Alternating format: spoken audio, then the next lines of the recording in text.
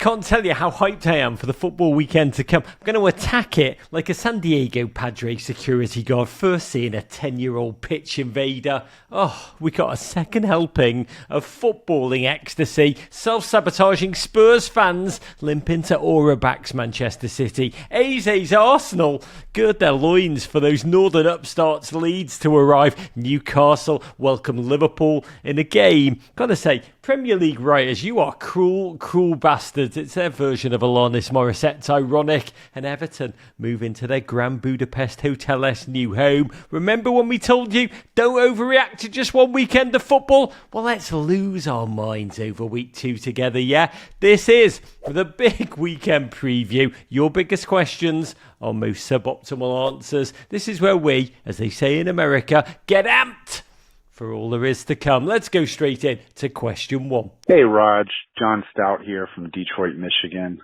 I'm an Arsenal supporter. A lot of the news about Eberechi Eze going to Arsenal.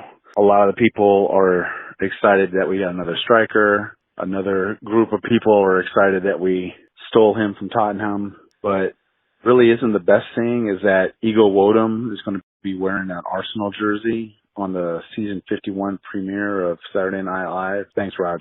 Courage. Big John Stout, shout out to you, incredible city, and that quite magnificent new stadium in Detroit. I can't wait to come out there. What a time it is to be an Arsenal fan now. What an emotional journey of a Wednesday you had. Remember, you woke up to dark news. Kai Havertz is out. Rend your clothing, run round the house, probably naked, screaming, everything is for naught. Get ready to burn everything down. This is Mikel Arteta's fault, yeah? Then end the day with Eberechi Eze pledging to return to the team he once yearned to play for as a teen.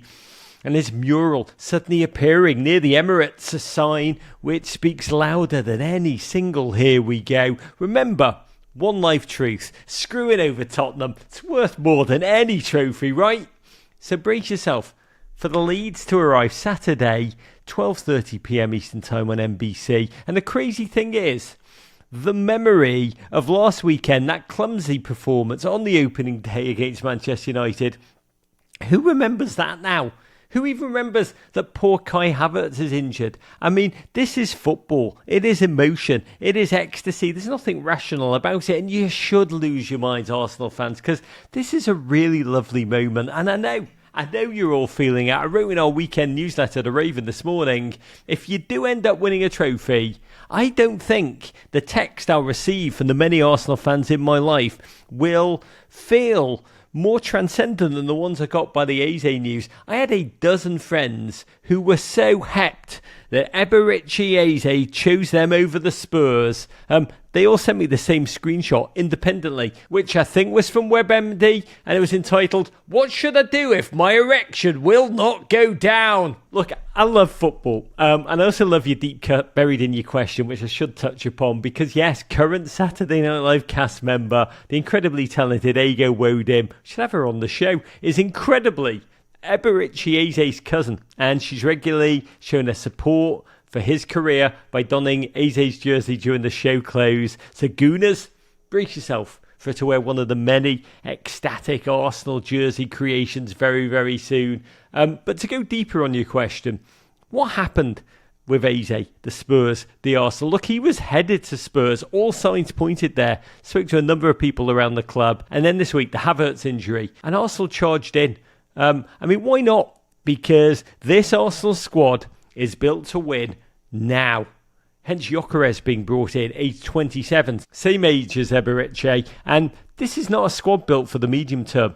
This is all about this season. And Spurs, God bless them, have been doing their Spursy thing, taking their time, making every detail of the negotiation really an agony and a torture for Crystal Palace. Suddenly, in charge Arsenal, and their interest became accelerated. And once Arsenal entered, Spurs had no chance. Arsenal have a close relationship with Palace. Steve Parish is very close to the club. And most crucially, Arsenal have a number of, let's say, fringe squad players that they can offer in return transactionally to help bolster a Palace squad that's really in need now. Watch, for instance, what happens with Jacob Kivior now. The offer Arsenal put in was around the release clause. It was what Tottenham Would not touch. It's what Palace wanted, around $81 million, superior to the Spurs offer. I say well played, Steve Parish and Crystal Palace, for the way they've handled this exit. They have maximised the financial return for a player that's given them so much joy. But talk about the joy that Eze brings, because the Arsenal fans are now utterly elated. A maverick player who can unlock a low block is now theirs. But the sweetness of causing Tottenham Hotspur fans pain that makes the quite mystifying loss of Morgan Gibbs-White feel insignificant, that's what's priceless. I mean, listen here to this instant classic. We can hear them crying at the lane, Eberechi Eze, home he came. One chat with Mick and he said, wow, off Tottenham, I'm a gooner now. La la la la la la la la. La, la, la, la, la, la, la. Oi, oi. By the way, the word boil the piss is just English football poetry. But for the player, for Ebbs, Arsenal's 7th summer signing, I just say I am so happy for him. He's such a soulful human being. Came on our show earlier this year. You can find the interview on our YouTube. We're both wearing almost identical sweatshirts. Somehow he looks so stunning. And I look like, well, you know, me. But we talk with real poetry about how the pain of being rejected from club after club after club after club as a kid, and how faith and family carried him through. But he talked with a real poignancy. You could tell when he talked about it, the pain. Despite all he'd achieved, this is a man that has since played for England. But you could tell the pain of first being rejected by Arsenal age 13 was devastating and is still devastating. This was in January we talked, and he still found it hard in moments to talk about how this club that he'd supported, the team, he used these words. He talked about how the team had given him his whole identity. He talked about how he used to look at the badge as a kid. I was the kid that played for Arsenal in school. That was who he was. That's how he carried himself. That was how he was known until he wasn't. And when he was cut, he was absolutely just destroyed, confidence-wise, as a human being. Listen to this from our interview. It's up on YouTube. To get scouted by Arsenal, supporting them, Thierry Henry was my guy at the time as well. So it was like, this is a perfect match for me. Getting released by Arsenal, obviously, first time I've been let go or anything like that. So it was like a bit of a, like, what are we going to do now? So that was the biggest scare, really. The next part was sort of the confidence hit that takes. As a child, you're sort of, okay, all your friends, they're all still there getting retained, given new contracts, but you're the only one or one of maybe 2 or 3 that will be let go. So I think dealing with those two things, those two dynamics, were the most tough things, and you can't really prepare for that. Because at that time, that's part of your identity as a kid as well. It's like, I play for Arsenal, I'm the guy who plays for Arsenal, and at my school, he's one who plays for Arsenal. So to then not have that anymore was a huge shaker for sure. So my family, my mum, my dad, my 2 brothers and my sister, their support, that's something that I can't even put words on to describe, to be honest, because I feel like if I don't have that, I'm not where I am today. To Eberechi Eze redemption, I say few footballers deserve joy more, mostly because of the joy he's given all of us watching, and I can't wait to see Eberechi Eze make Anne Hathaway sing. My big prediction for the weekend, Arsenal Leeds. It's got to be 1-0 to the Arsenal, right? Set piece goal. I think the only question is, which Arsenal defender scores it? We'll take the next question in 1 second, but first, what will be featured on our show next week? Send us a video with your biggest question about the games ahead. Use the link in the description below. If you don't want your beautiful face on YouTube, feel free to call 646 450 9472. You can text in your voicemail or leave us a voicemail right there. God, I love hearing from you. Question me up, Producer Ben. Hey Raj, Dan, calling from Atlanta, Spurs fan. Got a question for you about this weekend. Are we about to run into a Manchester City buzzsaw? Or is Manchester City about to run into a Charlatan buzzsaw? Let me know your thoughts. Love the show. Bye. Big Dan, hello to all in Atlanta. Oh my God, I would love some fried chicken from the Busy Bee right now. The big game of the weekend for me, Manchester City hosting Tottenham Hotspur Saturday, 7:30am Eastern Time on USA. Rise and shine. Let's get our sad naps in early this week, right, Spurs fans? Look, it's the worst of times at Tottenham Hotspur. It's also the best of times. And I want to get to those two in just 1 minute, but back to gloating Arsenal fans like GFOP Gil Rutledge, who wrote to us at meninblazers@gmail.com. I swear, St. Totteringham's Day comes earlier every year. How did Spurs manage to lose a one-horse race for Eze? Look, Tottenham fans, I ache for you. Believe me, I know your pain. But that jackknifing of emotions that you've experienced from the second the Europa League final whistle blew, that triumph, didn't we almost have it all, sang Whitney Houston and Ange Postecoglou. The art that's happened since then, on one level, because, by the way, good news, on one level it's not at all, but what you're feeling right now is a reminder that glory, the glory we all chase, the glory that drives us all, it's so bloody fleeting, never forget that. But how did we get here since then? Ange, gone. Sonny, gone. Morgan Gibbs-White never came. Now Eze. The long-term injuries to James Maddison, and news this week that Dejan Kulusevski is going to be out until the turn of the year, makes it all feel about 10x worse. A club that suddenly feel like they're in the Natalie Imbruglia position 2 weeks in, cold and shamed, lying naked on the floor. I've been there, haven't we all? And now you've got to travel to a newly Tierney Reinders propelled Manchester City, and it feels bloody cruel. Premier League writers, you heartless bastards. Expect the wounded memories of Morgan Gibbs-White and now Eze to feel almost like phantom limbs as you take the field, colliding with that ghoulish spectre of the defenestrated memory of Ange Postecoglou haunting you in the low moments. But, and I really mean this, there's so much to feel good about as a Spurs fan, as your question hints. There's a lot to feel positive about. Kudus is, I've got to say, a true potential Spurs cult hero in the making. Look, he's so talented. There's such maverick creativity, really in the DNA, historic DNA of Spurs. He's also a little bit cuckoo, right? Perfect. Talking about cuckoo, Cuti Romero just signed a new Tottenham contract extension. Celebrate. And most of all, Thomas Frank, I think, is a footballing wonder. He is a tactical brain who is used to, conditioned by making more out of less. That's who he is. That's what he does. It's on him. It's on his shoulders. Evermore, I've got to be candid, he seems like the last sensible man in a world of dark chaos. And it's going to be fascinating to watch him. It's been fascinating this week, watching him in his measured way. He is a measured man. Watching him talk up Richarlison, a player who was rumoured to be leaving, but of whom he said this morning, this is a quote, he scored 2 fantastic goals, he had 2 top games, he's Brazilian number 9, I'm very happy with him. Here's Frank saying, I think the most important words of the week for Spurs fans, rally the wagons. To make it very, very clear, I don't want any players that don't want to come to the club.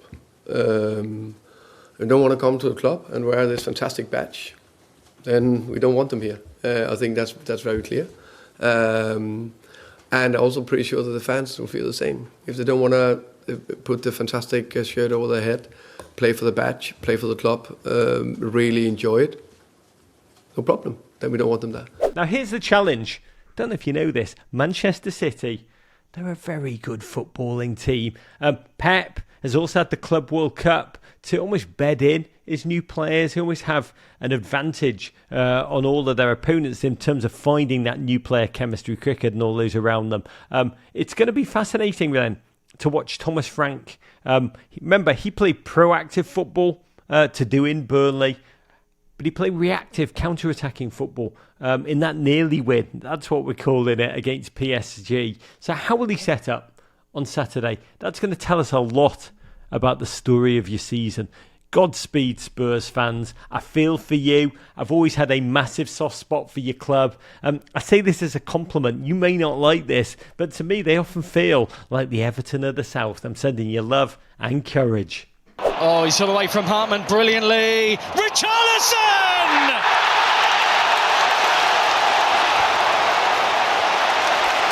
Taking the adulation, because that is a goal of the season contender already. Next question, please. Hey, Raj. First time, long time. My name's TJ, calling from beautiful Toledo. Wanted to call and ask, as an Everton fan, you may be able to guide me more better than other people could, but how should I feel about Liverpool and what they're doing? And they're going to come into St. James Park after they've been publicly flirting with the person that we love the most and have had great times celebrating goals, led us back to the Champions League, and now they're almost the hot new bombshell that's entering the Villa that wants to bring Isak home with them. And it doesn't feel good. And I personally don't even know if I want to watch this weekend, but if I do watch, just how awkward is this match going to be? And also, doesn't Liverpool have enough? Isak seems to have the mentality of if you can't beat him, join him. So I don't even know if we should want to keep him there, but I don't like him going there. How are they allowed to do this? I don't think they should be, but maybe that's selfish, but I'll hang up and listen. TJ in Toledo. First of all, come to Columbus, baby. I know Toledo's 2 hours away. Come and have a pint with me and Clint Dempsey and Hercules Gomez. We're all going to be there live September the 8th at a venue that looks sensational, Kemba Live in downtown, ahead of the United States men taking on Japan at Lower.com Field. That's me, the Juice himself, and the great Herc Gomez breaking down the US game with a number of Columbus heroes past and present to salute your city's history as what I believe is the fortress of American soccer. There's a link in the show notes of this pod on YouTube. Just come and have a pint with us and revel in this moment. But to your question, you've nailed it. As Newcastle prepare to welcome Liverpool Monday 3 p.m. Eastern Time on USA, it does feel awkward. It's less a footballing match. It's more like the world being able to watch Joe Jonas have to host Sophie Turner. I mean, Liverpool feel like the team that everybody wants to play for. And Newcastle seem about as popular as Carrie, Boo Radley, or Chris in Everybody Hates Chris. One thing I do expect, this is going to be a bloody knife fight. The Toon Squad, if they are one thing, they are forged together with a true chemistry. They are so bloody close-knit. They are going to be ready to vent their pride. Has been attacked, their sense of self, their sense of togetherness. Can you just imagine Tonali? Can you imagine Bruno Guimaraes tearing into Ekitike and Wirtz, just letting it all out? New Liverpool right back Jeremy Frimpong out for Liverpool until the international break with hamstring knack. But if Arne Slot's team attack Newcastle with half of the venom and energy that Alexander Isak is attacking Newcastle, this game is going to be a barn burner. The Isak row, it's going to hover over the game. His relationship with the club has gone, quote, nuclear. He's been writing up on his Instagram, social media posts. The club have countered with their own. I think this is an Isak quote: when promises are broken and trust is lost, the relationship can't continue. Great song lyrics that would be. I've got to say, Isak, my big takeaway from all this, he's an incredible writer, incredible poet. By the way, don't tell me that he doesn't write these on his own. I spoke to goalkeeper Alisson talking about poets this week. It's an interview which goes live today on our YouTube. And he talked about, and he talked beautifully, how long will it take? This is really the question hovering over this game for that Liverpool backline to gel. We also talked about, God and beards, all in one conversation. Here's a blast. Here's Alisson talking about what it felt like last weekend to watch Federico Chiesa be the unexpected hero. He complains sometimes. Every Italian does that, but he complains to make things better. What does it mean to the squad that it was Chiesa who scored that, his first Premier League goal for Liverpool in that enormous moment? It means a lot for us when a player like him, who didn't play as much as he wanted to play, and he scores that goal. I think the satisfaction that he shows us in his celebration shows a lot of his character. He's a guy that works so hard every day here with us. He's always tried to make things better for everyone, not only for himself. And I think shows that nothing is impossible, so that we can believe. I'm never happy that I concede, but I told him, seeing that you was the guy who scored the goal, I have no problem in conceding the goals. God bless Alisson. To talk about faith with you was a true honour. Okay, one last question. Come on, you Blues. Raj, Vinny, Tribeca, been a minute. New season, new stadium for Everton, although it looks like the same old Everton. I gotta ask, is part of you sad they left Goodison, or do you feel like you've just gotten a ticket to Willy Wonka's chocolate factory? I'll hang up and listen. Thanks. Vinny, what a time to be alive. Everton, welcome Brighton, Sunday 9 a.m. Eastern Time on USA. A moment of wonder, of history. What could possibly go wrong? Look, we stand here in the midst of, I don't like to be hyperbolic, but really what should be, what could be a pivotal transformational moment. New stadium, new owners, $1 billion, Hill Dickinson, new energy, new future in our hands. My highest hope, my dream, is that our club, this is how I like to think about it, is crawling, stay with me here, into a chrysalis, a bit like a little caterpillar that's avoided relegation somehow several years on the run, and we will emerge as a stunning, soaring, beautiful blue morpho butterfly with those transcendent cobalt wings flying off towards the sun. I have seen it. I have seen Everton glory in my lifetime. I know you don't believe me. We've won things. May we reclaim that ability, that self-confidence, that identity in this moment. I am going to go to sleep on Saturday night and dream dreams of beautiful Illiman and Dye arcing in across for Barry to nod down and Beto, beautiful Beto, sweeping in to prod home that goal that delivers everything we've yearned for. To Everton glory being no longer an oxymoron. Smartly forward by Bradford for Beto!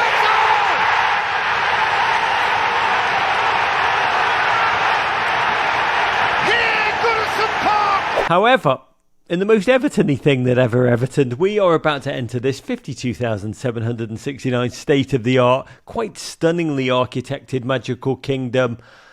Well, we're not entering, we're stumbling in. Confidence, bit dented, self-soiling performance at Leeds Monday night, which ended in defeat courtesy. Probably made it worse that it was a penalty that felt stingingly unjust. If Everton are sliced and diced by Brighton, I'm just saying, this fixture last year, I think they won 3-0 at Goodison Park. I just expect there to be a proud, joyous pre-game choreography, a ritual, a wonder. And then by the final whistle, they'll probably be booing. Stick around for that incredible mood swing because, well, Everton, aren't we? And just now, it's a miracle we reach this moment intact at all. It really is. Welcome back to More or Less, the segment with few accurate predictions and even fewer sound minds. We're brought to you as ever by Prize Picks, and joining me this week, someone who's eager to turn his record around after, let's say, an Everton-esque start to the season. It's Sir Charles of Kip. Yeah, 0-2 is not how we envisioned the season starting on the picks front, Raj, but we went back, crushed the tape, corrected some mistakes, we're ready to come back better. Yep, it's you and Wrexham, baby. All business, no pleasantries, bit like a Thomas Frank pre-match speech. Let's get right into it. What have you got for us? Well, I was going to take the more than 0.5 on Alexander Isak, Exodus is attempted, but I couldn't find that on the website, so let's pivot to something a little more practical. We're going to take the more than 2.5 saves for Burnley goalkeeper Martin Dubravka. Martin Dubravka, a player you may remember from such movies as Last Weekend, where he became the very first recipient of new 8-second violation rule that's meant to prevent goalkeepers from time erasing. He's a history maker. Look, I just think Burnley got embarrassed last weekend when Scott Parker's going to have his defense dialed in when Sunderland come to Turf Moor on Saturday. Shout out to my friend King JJ Watt. One more quickly, Kippo, if you got it. They say if you can't spot the fish at the poker table, you're the fish. And as a Fulham fan, I am feeling very fish-y about my Whites this weekend, facing a United team that, I have to say, acquitted themselves pretty well last weekend, even in defeat. Look, Amram is going to get his rise right. I think new man Benjamin Šeško is going to go more than 1.5 shots on target this weekend. Kippo, I think Prize Picks give you extra win bonus for your perfect Slovenian pronunciation. Big love to you this weekend. I'm a believer. Hard to do worse, Raj. Can only go up from here. Come on, you Whites. Oh, come on, Wrexham. This has been a remarkable week for me. On Wednesday, my day began with that conversation with Liverpool's goalkeeping king, Alisson, which really bordered on the theological, and ended with LA Rams head coach Sean McVay coming on to talk about his love of football in general and his friendship with Mikel Arteta in particular. That conversation was so I mean, it was so energising. Even I was ready to bench press 405 pounds and just rattle off 100 push-ups inside 2 minutes. I can't wait for you all to hear it. But amidst it all, one of the joys of my year, yesterday, we launched a brand new show with my good friend, Larry Nance Jr., who many of you know as a big dunking, heart of gold, Cleveland Cavaliers playing NBA star. But I know as a great American who's fallen head over heels in love with our game, football, to the extent that he's become a co-owner of Leeds United. Larry and I have been talking for years, I think 4 years now, about starting a show in which we invited all of the NBA players that have fallen in love with the Premier League to talk about their journey, their passion, and the overlap between the two leagues. It was with incredible joy to put our words into action and go live this week with Switch the Play with Larry Nance Jr., an episode that debuted with the great bald member himself, Alex Caruso, a guy who's 100% Manchester City. Follow Switch the Play on Instagram now and on TikTok. Got its independent account. Subscribe, spread the word. Join us on this journey as we speak with one incredible NBA guest after another in that burgeoning community of tall, athletic, serious football fans to talk about the beautiful game, basketball, football, and where the two intersect. Find the conversation on YouTube. We're taping with Larry's fellow Leeds earner, TJ McConnell, I think next week. But let me leave you with a burst of the mighty Caruso. I adore that man. Him and Larry chopping it up about the football is human joy. This is Rog wishing you courage, and here's Switch the Play. One guy in the back line is a half step slow getting up, and all of a sudden now a guy's in on goal. Same thing in basketball. You're late to the low man, now you're getting dunked on, and so it's only your fault for being that half step late. There's so many correlations. The one thing that I see is the scanning. At the time the ball is coming, they can take a quick peek and see a quick snapshot of exactly what's in front of them the second they receive the ball. That's basketball too. Many times in a game I've done that where it's like the ball swung to me, I'm not even thinking about it, it's already on its way to the next guy. Where the same thing, you see somebody receive the ball with their back to their goal in the midfield and they just angle it off to the right or to the left. I think that's probably why I'm so gravitated towards De Bruyne too. It's just like he opens the game up in ways that not a lot of people, maybe anybody, ever has. The ability to manipulate the game without the ball and to like think, that's the coolest part about it. Intelligence is rewarded.